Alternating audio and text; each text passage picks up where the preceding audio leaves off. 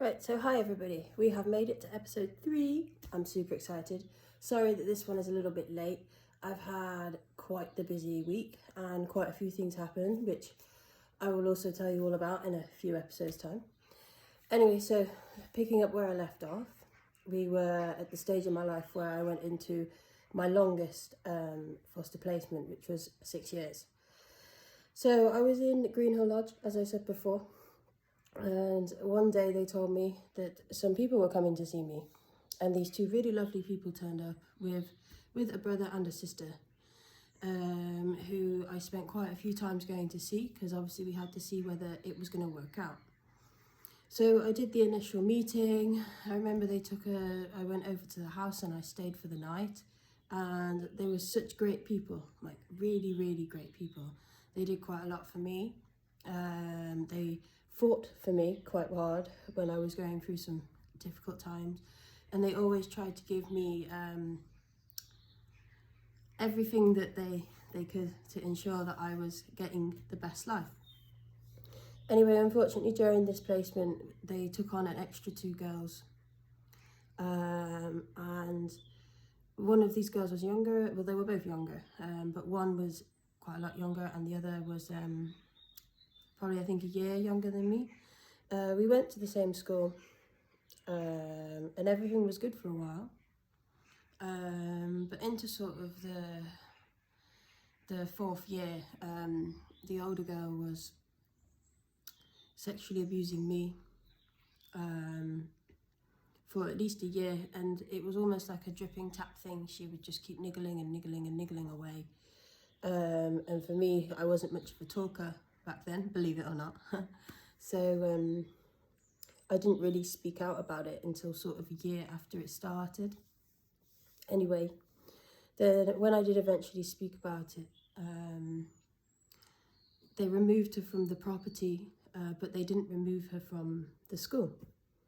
So I still had to see my abuser every day, going in and out, day in, day out to school. And I was at quite a crucial time of my education. I was in year 11. And we had many meetings about it. And I said, look, I'm willing to move schools. I just don't want to be anywhere near her. Anyway, the one day it went all the way through the correct steps. And they found her guilty. But they didn't charge her. So to me, as the victim, I felt like the whole thing was for nothing. Anyway, they still didn't remove her from the school. So they sat me and her down separately, and they put me under a contract. So I could only go to certain parts of the school at certain times. And I was told that if I saw her,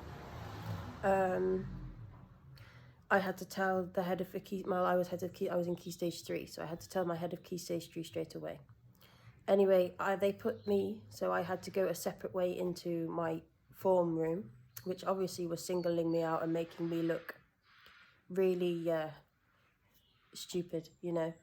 And the one day I was walking that separate way to go to my tutor, and I saw her. So I went straight to the head of Key Stage 3. And I told him that I'd saw her. And you know what he said to me? He said, it's bound to happen. So obviously that was it for me. I went home from school that day.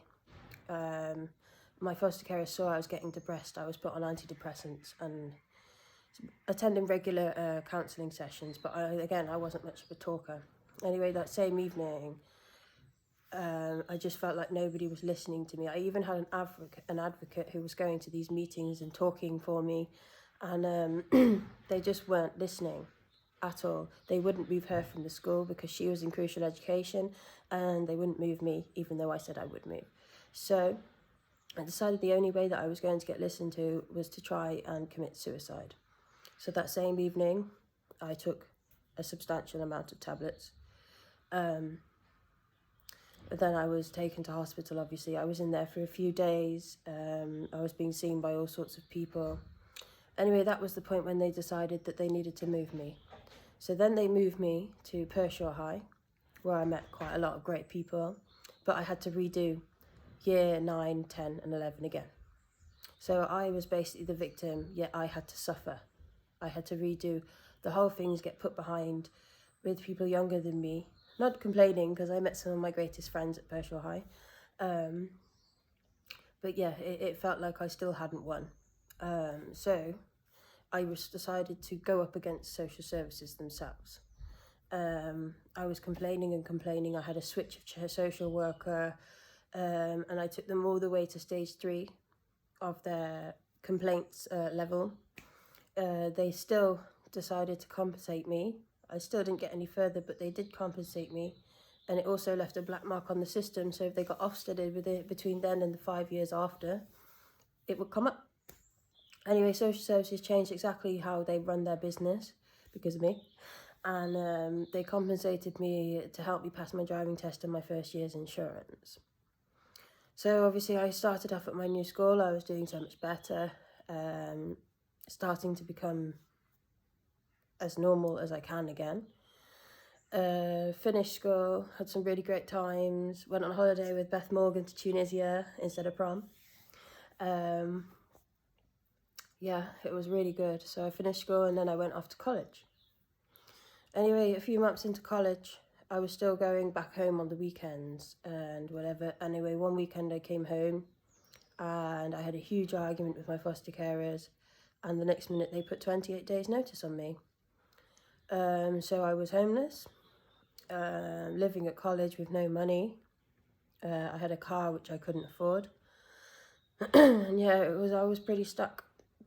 So my college then went downhill. Obviously, I started bunking out on class, hanging out with the wrong people, taking drugs, drinking a lot, not turning up for lectures. And then obviously I was arguing quite a lot with the head of the night security at college.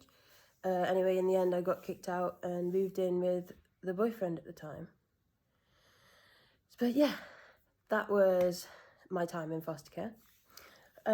Obviously, I'm over it now and everything's looking pretty good. But we'll talk about the time where I was homeless on the next episode. So thank you again for watching. Please like and subscribe. Very important. Thank you very much.